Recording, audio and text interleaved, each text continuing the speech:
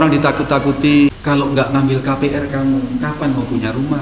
Ambil KPR, paling bunganya cuma 0, berapa. Nanti kalau nunggu tabungan, penghasilanmu sekarang berapa, nabung sebulan berapa, ngumpul berapa, semakin ke sana harga properti itu semakin mahal. Mana mungkin kamu bisa punya rumah?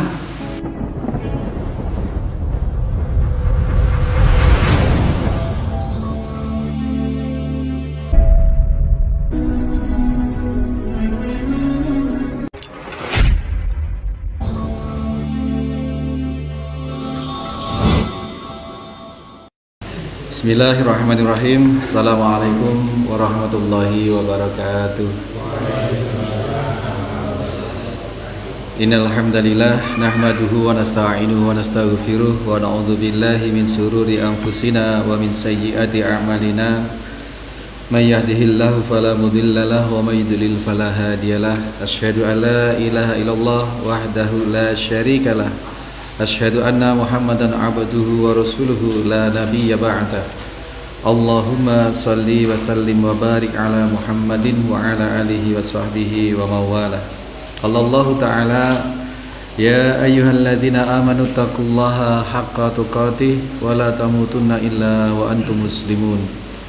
Qallallahu ta'ala aidan ya ayyuhan nasu taqu rabbakumul ladzi khalaqakum min nafsin wahidah wa khalaqa minha zawjaha wa batha minhuma rijalan katsira wa nisaa wattaqullaha alladzi tasaaluna bihi wal arham innallaha kana 'alaikum raqiba. Ya ayyuhalladzina amanu taqullaha wa qulu qawlan sadida yuslih lakum a'malakum wa yaghfir lakum dhunubakum wa may yuti'illaha wa rasulahu faqad faza fawzan 'azima.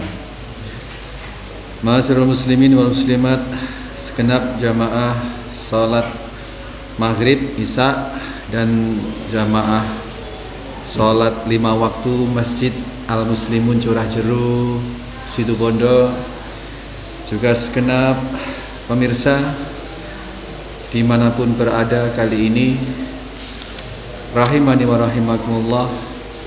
Kita mudah-mudahan senantiasa terjaga di dalam bersyukur kepada Allah Subhanahu wa taala atas segala karunia nikmat yang sedemikian tidak terhingga jumlahnya, sehingga dengan itu kita mengharapkan syukur yang kita ungkapkan untuk Allah Subhanahu wa taala itu, kita berharap Allah menambah karunia kenikmatan, karunia ketaatan iman Islam kita yang sampai hari ini alhamdulillah insyaallah telah Allah jaga, Allah tanamkan di dalam diri kita.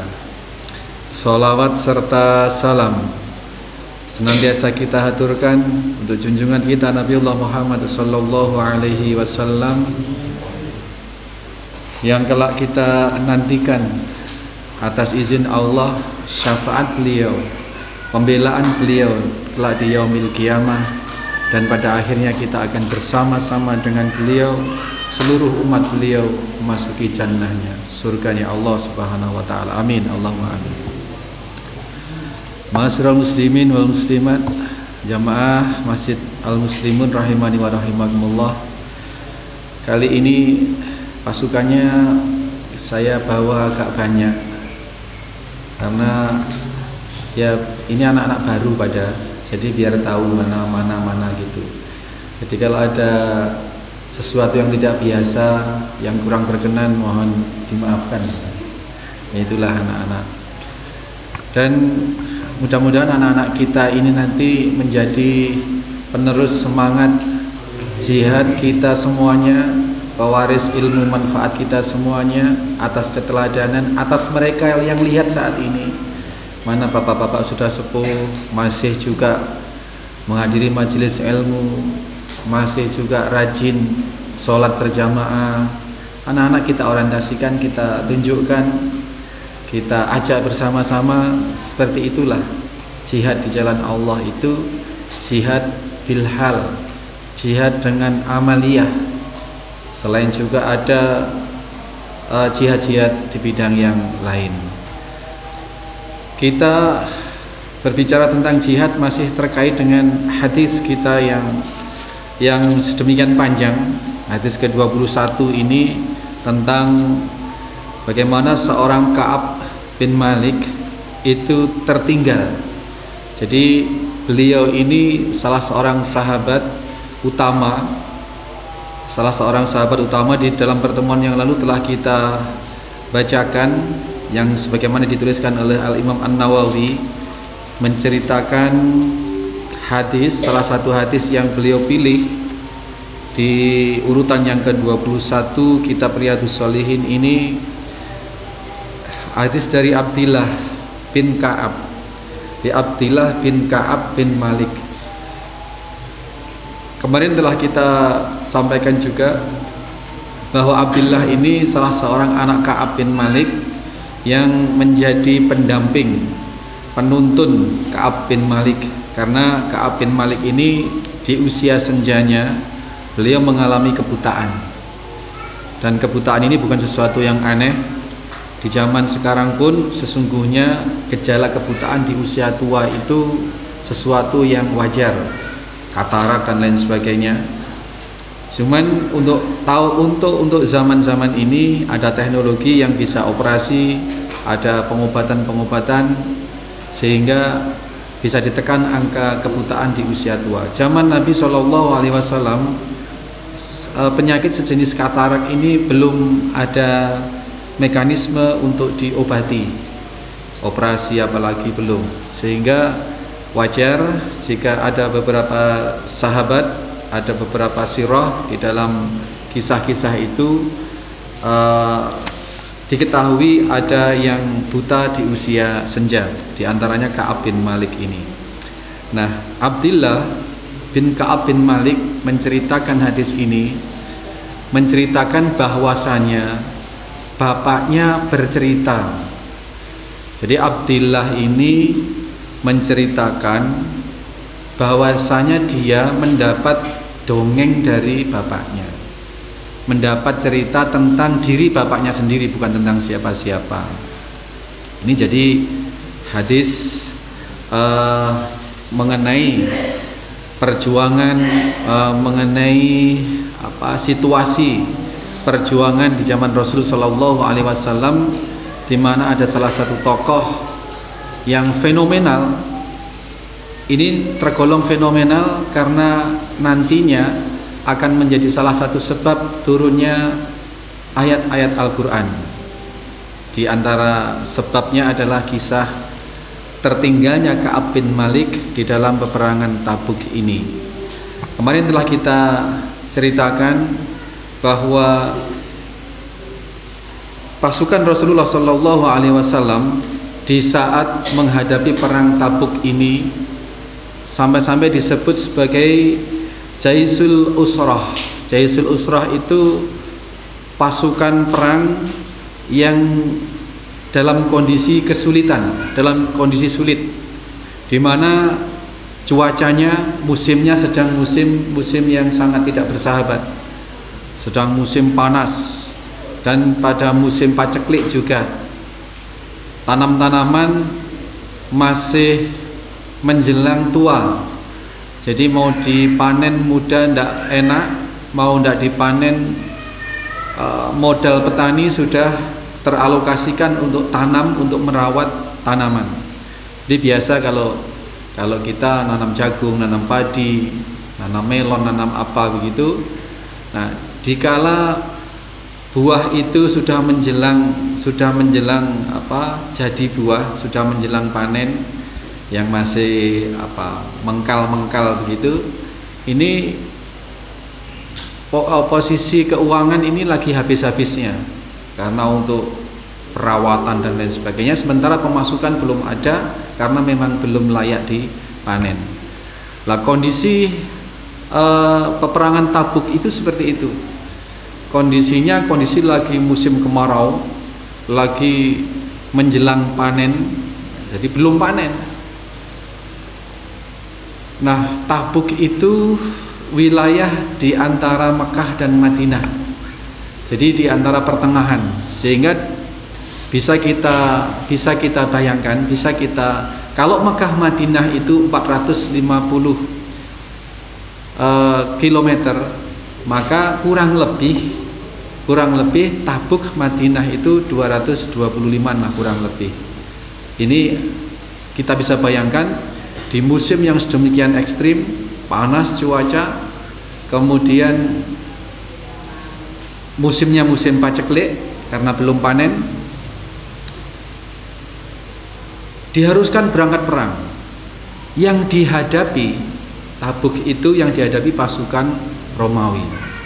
Karena sampai kabar ke Rasulullah SAW ke Madinah bahwa pasukan Romawi itu membuat pangkalan militer di Syam, yang dikabarkan akan segera memasuki Madinah, akan menyerang kaum muslimin.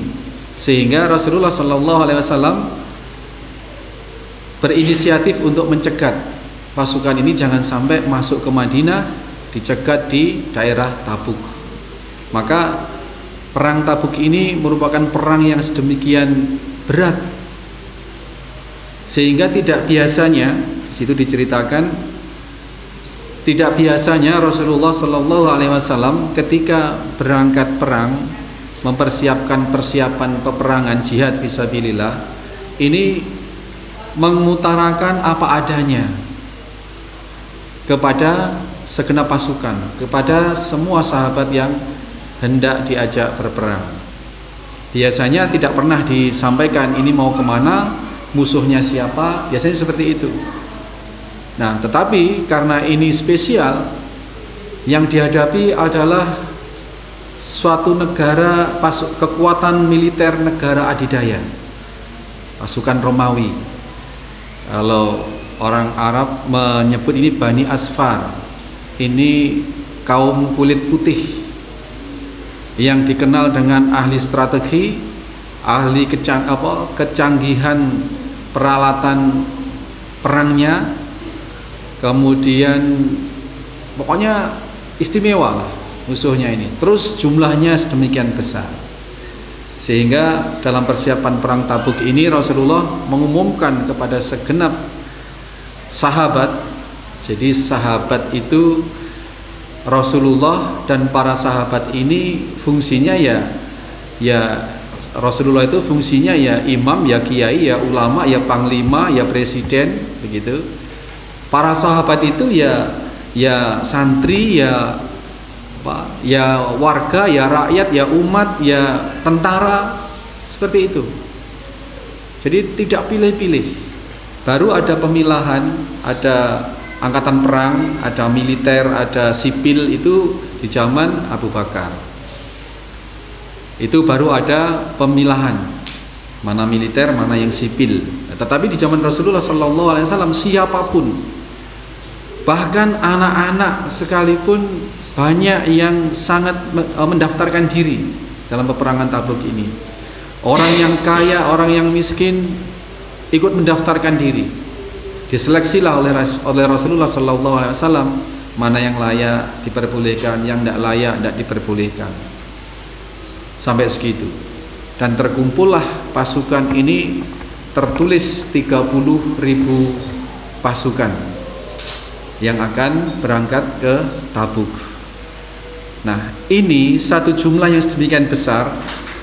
Ka'ab bin Malik mengisahkan seandainya pun ada satu orang yang nyelintut pulang, ini tidak akan ketahuan. Kalau ada satu orang bertambah atau berkurang, 1, 2 orang sampai 10 orang, ini tidak akan terdeteksi, kecuali atas informasi wahyu dari Allah Subhanahu wa taala pasti terdeteksi. Ini digambarkan oleh Ka'ab bin Malik. Kemudian Ka'ab bin Malik posisinya sebagaimana yang pertemuan lalu telah kita sampaikan juga, yang hal ini, posisi ekonomi, kemampuan ekonomi, kesiapan fisik Ka'ab bin Malik ini tidak pernah seprima saat itu.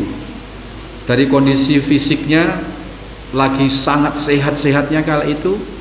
Dari segi finansial, Ka'ab bin Malik menyatakan tidak pernah memiliki 2 kendaraan sekaligus, kecuali di saat momen menjelang perang Tabuk ini. Artinya dari segi kesiapan Ka'ab bin Malik ini tidak ada celah untuk tidak ikut sebenarnya. Dan memang beliau sudah mempersiapkan untuk ikut. Tetapi Ka'ab bin Malik ini dalam posisi perang Tabuk ini, oh ya, kita sampaikan juga, kita ulangi bahwa Rasulullah Shallallahu Alaihi Wasallam selama menjadi Nabi dan Rasul itu memimpin peperangan sebanyak 27 kali. 27 kali. Ka'ab bin Malik ini tidak menyertai peperangan Rasul hanya 2 kali. Yang pertama perang Badar, yang kedua perang Tabuk ini. Artinya sebanyak 25 kali perang yang dipimpin langsung oleh Rasulullah Shallallahu Alaihi Wasallam, Ka'ab bin Malik ini ikut serta, ikut terus. Itu perang yang dipimpin oleh Nabi Shallallahu Alaihi Wasallam. Belum lagi peperangan-peperangan yang tidak langsung dipimpin oleh Nabi Shallallahu Alaihi Wasallam. Nah, artinya sebenarnya kesatriaan, jiwa kesatria Ka'ab bin Malik ini tidak diragukan sebenarnya. Tetapi qadarullah menjelang perang Tabuk ini dia mendapatkan cobaan dari Allah Subhanahu wa taala, penyakit kemalasan.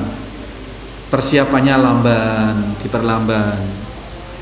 Persiapan sampai para sahabat sudah siap semua, dia masih ya pelan-pelan. Sampai pada Nabi dan para sahabat sudah berangkat, dia masih belum berangkat. Gitu. Akhirnya dia tertinggal, singkat kata, sudah ketika berada di Tabuk, Rasul menanyakan, mana Ka'ab bin Malik? Gitu. Para sahabat menjawab dengan jawaban ejekan-ejekan. Dia masih berat dengan baju-baju barunya. Itu isyarah. Itu satu kias, kinayah. Baju-baju indahnya itu maksudnya istri-istrinya. Nah, kemudian Mu'az bin Jabal ini menyela. Jangan kalian mengatakan seperti itu kepada Ka'ab bin Malik di hadapan Rasulullah Sallallahu Alaihi Wasallam. Wallahi ya Rasulullah, demi Allah, saya tidak melihat pada diri Ka'ab bin Malik kecuali kebaikan. Ini pembelaan Mu'az bin Jabal di depan Rasulullah Sallallahu Alaihi Wasallam ketika ada sahabat-sahabat yang lain itu mencemooh ketidakberadaan Ka'ab bin Malik. Ini satu pelajaran berharga bagi kita semua sampai episode ini, sampai kalimat yang ini, bahwa sesama kaum muslimin kita diajarkan oleh hadis ini untuk menutupi aib, membela apabila ada saudara kita dicela. Yang ketiga, kita mencari 100 alasan untuk membuat permakluman atas kekurangan saudara kita, sehingga kita bisa berhusnudzon senantiasa kepada saudara kita. Misalnya nih, di Al-Muslimun setiap malam Jumat ada kajian kitab Riyadhus Shalihin. Kemudian ada yang tidak datang, biasanya datang, tidak datang. Ini kita diajarkan untuk menghadirkan 100 alasan untuk membenarkan ketidakhadiran itu. Ya, mungkin lagi ada keluarga dari jauh datang sehingga tidak datang ke masjid. 1. Mungkin sudah bersiap berangkat, kendaraannya macet. 2. Mungkin sudah mau berangkat, anaknya mendadak sakit. 3. Bikin sampai 100 alasan sehingga yang ada kita husnudzon kepada saudara itu seperti itu. Nah, ini salah satu pengajaran fadilah yang bisa kita ambil dari peristiwa Ka'ab bin Malik ini. Nah, kalau kita biasanya 2 alasan itu sudah terlalu banyak ya. Nggak datang. Kenapa nggak datang ya? Paling keluarganya pada datang. Oh enggak, sepi-sepi saja tadi tidak kelihatan keluarganya, putus, tidak ada alasan. Kita bikin alasan lagi, mungkin anaknya, mungkin sepedanya, kendaraannya mungkin ini. Enggak, biasanya juga kalau ke masjid nggak pakai kendaraan. Dipatahkan lagi, suudzon lagi. Anaknya kali mendadak sakit. Enggak juga, tadi barusan ke warung saya beli-beli, anaknya sehat tuh. Nah, ini kita diajarkan cari 100 alasan untuk bisa memaklumi kondisi kekurangan saudara kita, gitu ya. Jadi ini satu adegan yang memang bukan kebetulan, oleh Allah Subhanahu wa taala ditunjukkan di hadapan Rasulullah sallallahu alaihi wasallam. Nah, kemudian qadarullah, setelah mengadakan perkemahan di sana, ditunggu berhari berminggu, ternyata pasukan Romawi ini tidak kunjung datang. Kemudian diputuskanlah perang Tabuk ini selesai, tidak jadi perang dan pulang ya. Ini sudah berjalan puluhan hari, berpuluh-puluh hari. Bayangkan perjalanan paling cepat dengan onta itu seperti apa perjalanan? 225 atau 200 kilo lah. Mana sini, mana Pak? 200 kilo. Sini Surabaya? Sini Surabaya ya. Onta gitu. Meskipun nggak pernah ke Mekah lah, lihat jalannya onta di kebun binatang itu kayak apa? Temlek gitu. Kalaupun kuda, itu kuda tidak dipacu kuda. Karena kalau kuda dipacu, pas onta perbekalan akan ketinggalan. Berapa jauh, berapa lamanya perjalanan itu di bawah terik matahari. Kemudian pulang. Setelah beberapa pekan di sana, tidak muncul juga, tidak ada tanda-tanda pasukan Romawi menampakkan diri, karena ngeri melihat jumlah kaum muslimin yang 30.000 itu dan terkenal dengan semangat jihadnya yang luar biasa kaum muslimin. Maka pasukan musuh ini tidak berani, takut tidak jadi menyerang, tidak jadi memasuki wilayah kaum muslimin. Kemudian pulang. Nah, Rasulullah sebelum memasuki kota Madinah, ini kisah kita singkat saja Pak, kita ambil poin-poinnya saja. Sebelum memasuki kota Madinah, Rasulullah SAW mendirikan perkemahan. Dalam rangka apa? Dalam rangka memberi kabar kepada keluarga yang ada di Madinah bahwa pasukan kaum muslimin dan Rasulullah SAW hendak memasuki kota Madinah. Sebenarnya nyampe sana sore menjelang asar itu, kalaupun dilanjutkan perjalanan nyampe Madinah malam itu masih nutut. Tetapi Rasulullah memutuskan untuk membuat perkemahan di luar kota Madinah, agar apa? Para istri-istri mereka mempersiapkan diri, mungkin mempersiapkan rumahnya, mempercantik dirinya. Dan ini pun juga pelajaran berharga bagi kita. Rasulullah SAW seolah memberikan pengajaran pada kita, kalau kita suami-suami bepergian, kalau pulang jangan dadakan. Kalau dadakan nanti yang ada situasi rumah tidak mengenakkan pasti. Apa-apa berserakan dan lain sebagainya. Anak-anak tidak dikondisikan, juga dirinya tidak terkondisi. Bisa-bisa suami datang tidak mendapatkan pemandangan dan suasana yang menyegarkan. Nah, ini diajarkan oleh Rasulullah SAW. Kalau datang dari safar, dari bepergian, ini tidak boleh, bukan tidak boleh, seyogianya tidak ujuk-ujuk langsung nongol Pak. Kalau dulu belum ada teknologi, yang diajarkan oleh Rasulullah untuk menghentikan perjalanan itu dan mengirimkan kurir, mengirimkan utusan untuk mengabarkan bahwa pasukan Rasulullah dan pasukan hendak memasuki kota Madinah esok pagi, sehingga yang di rumah persiapan masak yang enak, rumah-rumah dirapikan, dibersihkan, semuanya dipersiapkan sehingga suami datang itu menyenangkan situasinya. Nah, untuk zaman sekarang ya kita tidak perlu kalau misalkan kita datang dari umroh dari mana itu terus nginep dulu di Utama Raya, nggak perlu Pak. Ya, kalau sekarang ini zaman teknologi, ketika misalkan kita dari Malaysia atau dari King Abdul Aziz atau dari manapun, sejenak sebelum take off itu, sebelum pesawatnya terbang sudah bisa ngirim WhatsApp, ngirim kabar, berangkat nanti nyampe rumah jam berapa. Nah, ini adab, bagian dari etika di dalam keluarga seperti itu, sehingga yang di rumah punya persiapan untuk menyambut, untuk mensuasanakan supaya supaya terkondisi situasi yang nyaman di rumah ini.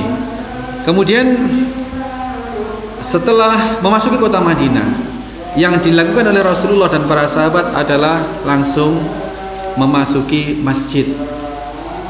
Langsung setelah datang dari bepergian, disunnahkan mengikuti perilaku Nabi Shallallahu Alaihi Wasallam. Ini Rasulullah Shallallahu Alaihi Wasallam masuk masjid dan sholat 2 rakaat. Demikian pula para sahabat melakukan itu. Nah, setelah sholat 2 rakaat, biasa orang-orang yang tidak ikut di dalam rombongan peperangan ini terbagi menjadi 3. Pertama, kaum munafikun, kaum orang-orang munafik yang beralasan dengan berbagai alasan, yang intinya adalah memang tidak mau bersusah payah jihad fisabilillah. Yang kedua, kaum anak-anak dan wanita. Yang ketiga, kaum orang tua renta. Ini 3 kelompok ini. Sementara Ka'ab bin Malik sebenarnya seorang muda yang masih perkasa. Jadi ketika tertinggal itu dia pikirannya kacau. Nah, ketika Rasulullah Shallallahu Alaihi Wasallam pulang, kemudian sholat 2 rakaat di masjid, kemudian Rasulullah Shallallahu Alaihi Wasallam menerima semua orang-orang yang tidak ikut tadi itu untuk mengutarakan alasannya. Sangat banyak ya, agar mendapat permakluman dari Rasulullah Shallallahu Alaihi Wasallam. Ya Rasulullah, sesungguhnya orang tua saya sakit, sehingga saya tidak bisa mengikuti perang Tabuk. Ya sudah, mudah-mudahan Allah mengampunimu, silahkan pergi. Sejuta alasan yang datang itu, yang datang satu persatu, giliran satu persatu, semua oleh Rasulullah, semoga Allah mengampunimu, silahkan pergi. Giliran Ka'ab bin Malik dan 2 orang temannya. Ini 3 orang yang tertinggal ini. Ini nanti yang disebutkan di dalam ayat Al-Quran tadi. Kemudian ketika Ka'ab bin Malik menghadap Rasulullah Shallallahu Alaihi Wasallam, apa yang dia sampaikan? Ya Rasulullah, saya dikaruniai kemampuan berretorika, sehingga kalaupun saya akan berdusta kepadamu, maka engkau pasti akan menerima alasanku dan engkau akan membiarkanku pergi. Tetapi saya tidak bisa berdusta di mana engkau utusan Allah dan engkau akan pasti tahu tentang kebohongan saya. Maka ketahuilah wahai Rasulullah, bahwa saya tidak ikut perang Tabuk, sesungguhnya saya tidak punya udzur apapun. Tidak ada udzur apapun. Bahkan saya dalam keadaan yang paling prima, paling memungkinkan. Kendaraan saya 2 dan lain sebagainya. Disebutkan itu oleh Ka'ab bin Malik. Lalu Rasulullah dengan senyum kecut mengatakan, ya sudah, tunggu ketetapan Allah untukmu. Jadi tidak diomong ya sudah, mudah-mudahan Allah mengampuni, tidak. Tapi dijawab oleh Rasulullah SAW, tunggu ketetapan Allah. 3 orang itu dibegitukan, kemudian minggir. Nah, setelah itu Ka'ab bin Malik ini ragu-ragu. Dia maju lagi, mundur lagi. mau maju lagi, mau mengatakan bahwa sebenarnya tadi itu saya hanya bercanda, bahwa sesungguhnya saya jajaki bagaimana Rasulullah apakah marah apa tidak. Bisa saja Ka'ab bin Malik akan seperti itu, tapi dia putuskan untuk sesuai dengan kenyataan yang ada, dia menunggu ketetapan Allah untuk 3 orang ini. Lalu kemudian dikatakan di dalam riwayat ini bahwa keputusannya Allah Subhanahu wa taala memerintahkan kepada Nabi agar memboikot 3 orang ini, Ka'ab bin Malik dan 2 orang temannya ini. Seluruh penduduk kaum muslimin, penduduk Madinah dan kaum muslimin seluruhnya dilarang berbicara dengan Ka'ab bin Malik, dilarang memberi salam dan dilarang menjawab salam kepada 3 orang ini. Diboikot, Pak. Bayangkan, sampai-sampai Ka'ab bin Malik menceritakan dia ketika sholat berjamaah, dia mendekat kepada Rasul, kemudian melirik mata Rasulullah. Ketika Ka'ab tidak melihat Rasulullah memandang Ka'ab. Ketika Ka'ab melihat Rasulullah berpaling. Kemudian dia memberanikan diri untuk berucap salam kepada Rasulullah sambil melirik lesan Rasulullah apakah sekedar menjawab tapi pelan atau tidak. Tetapi salam Ka'ab bin Malik itu pun tidak dijawab oleh baginda Nabi Shallallahu Alaihi Wasallam. Apa nggak dosa Ustaz? Katanya jawab salam itu wajib gitu. Nah ini kalau sudah ketentuan Allah, sudah perintah Allah Subhanahu Wa Taala, ya harus dilakukan. Bahkan para sahabat teman-temannya pun semua diucapi salam tidak balas. Setelah dapat beberapa 10 hari, 20 hari didiamkan seperti itu, datang utusan dari baginda Nabi Shallallahu Alaihi Wasallam untuk pisah rumah agar 3 orang ini tidak serumah dengan istri-istrinya. Tetapi 2 orang yang lain ini sudah sepuh, meminta penangguhan kepada Rasulullah SAW. Kalau dipisahkan dengan istrinya, maka siapa yang akan melayani merawat dia? Maka diberi permakluman yang 2. Tapi untuk Ka'ab bin Malik tidak. Tapi Ka'ab bin Malik menyatakan tidak meminta keringanan atas perintah Rasulullah SAW untuk berpisah tempat dengan istrinya itu. Bahkan dia menyatakan kalaupun diperintahkan untuk menceraikan istrinya, dia akan sami'na wa ata'na. Sampai berita ini menyebar sedemikian mendunia, sampai-sampai Raja Romawi mengutus utusannya untuk mendatangi Ka'ab bin Malik untuk menggait, wahai Ka'ab bin Malik, kamu di Madinah sudah tidak diorangkan, ayo ke negeriku, kamu akan diberikan peran, diberikan jabatan, sampai gitu. Tetapi Ka'ab bin Malik menyatakan itu fitnah bagi saya, cobaan Allah, maka saya tolak. Sampai kemudian di hari yang ke-50, di waktu subuh, setelah sholat subuh, ya, seseorang berteriak-teriak, ya, bertakbir, bertahmid, mengabarkan satu kabar gembira.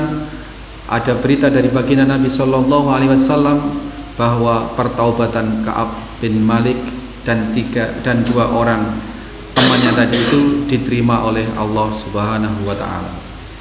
Seketika itu Rasulullah SAW dan para sahabat memeluk Ka'ab bin Malik dan 2 orang yang telah sedemikian bersabar tadi itu di dalam pertaubatannya, menjalani hari-hari boikotnya yang sangat-sangat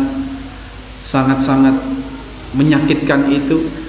Dan sejak hari itu maka boikot dinyatakan sudah dicabut dan Ka'ab bin Malik kembali mesra dengan Rasulullah SAW dan para kaum muslimin di seluruh Madinah.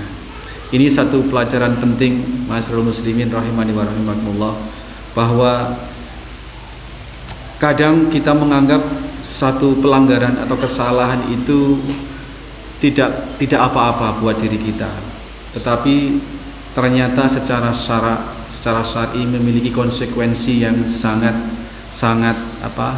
serius. Ingat, as-syaitanu, setan itu ya'idukumul faqra. Setan itu selalu menakut-nakuti kalian dengan kefakiran.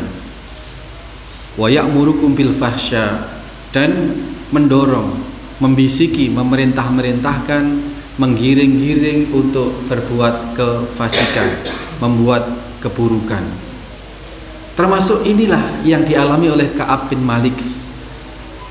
Bagaimana dia sudah dalam kondisi yang sangat prima, tapi toh terkena bisikan setan untuk tidak melakukan ketaatan kepada Allah, kepada Rasulullah, dan mengikuti bisikan fahsya tadi itu, kemunkaran, untuk tidak mengikuti peperangan yang diajak, yang digalang oleh baginda Nabi Shallallahu Alaihi Wasallam.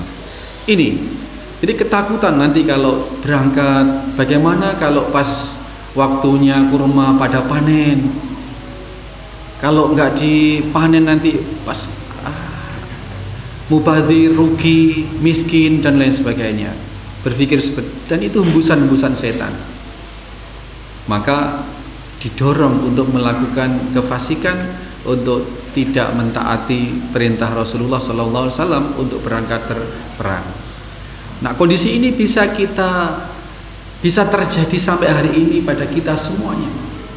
Orang ditakut-takuti, kamu sudah nikah atau belum nikah, kalau nggak ngambil KPR kamu kapan mau punya rumah, misalnya seperti itu. Ambil KPR, paling bunganya cuma 0, berapa, kan ada kur sekarang itu. Ada apa Ustaz? Kredit apa itu? Ya ada seperti itu. Nanti kalau nunggu tabungan, penghasilanmu sekarang berapa, nabung sebulan berapa, ngumpul berapa, semakin kesana harga properti itu semakin mahal. Mana mungkin kamu bisa punya rumah kalau tidak ngambil KPR sekarang? Mana mungkin kamu punya sepeda motor bisa beli cash kalau tidak ambil kredit sekarang? Itu Pak, ditakut-takuti seperti itu. Maka bisikannya adalah, ayo ambil KPR, ayo ambil apa itu, di leasing itu, apa itu, utang bank, misalkan seperti itu, utang bank. Ditakut-takuti dan diberi solusi-solusi yang tidak syar'i. Nah, ini sudah terjadi saat zaman Rasulullah SAW, dan ketentuan bahwa setan senantiasa menakut-nakuti atau membisiki di dalam hal kefakiran tadi itu sudah rumus, dan senantiasa mengajak, mendorong kepada yang fahsya itu sudah rumus. Maka kisah ini meskipun sudah terjadi 1400 tahun yang lalu, maka nilai-nilai, pelajaran-pelajarannya bisa aktual sampai hari ini dimanapun ya. Mudah-mudahan kita bisa ambil pelajaran dari kisah yang sesungguhnya sangat panjang sekali ini, dan nilai-nilai yang terdapat di dalam kisah ini mudah-mudahan kita bisa mengambil fadilahnya dan bisa memperbaiki kita dari hari ke hari, dari waktu ke waktu menjadi lebih baik dan lebih baik. Ingat, apabila Allah Subhanahu wa taala dan Rasulullah SAW sudah memerintahkan sesuatu, itu tidak ada keburukan sedikit pun di dalamnya, meskipun dampaknya secara fisik, secara pribadi akan menghancurkan kita ya. Secara zahir akan menghancurkan seseorang. Misalnya ini, kalau membeli barang-barang tidak dengan kredit bank misalnya, menabung saja sak kuatnya, atau membeli sak mampunya uang, tidak perlu yang baru. Ini kalau kita misalkan kita akan thikoh terus tidak tergoda oleh rayuan-rayuan kredit dan lain sebagainya, maka yang kita punya ya mungkin tidak sebagus punya teman-teman, mungkin tidak semewah punya orang-orang. Ya.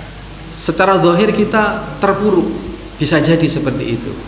Tetapi jangan lupa keterpurukan yang seperti itu, bahkan ketika diperintahkan jihad kita perang di jalan Allah misalnya, sampai kita meninggal sekalipun, itu dibalik keburukan meninggal itu ada satu kemuliaan. Di balik keburukan kepemilikan kita yang apa adanya itu ada satu keberkahan, ada satu kemuliaan.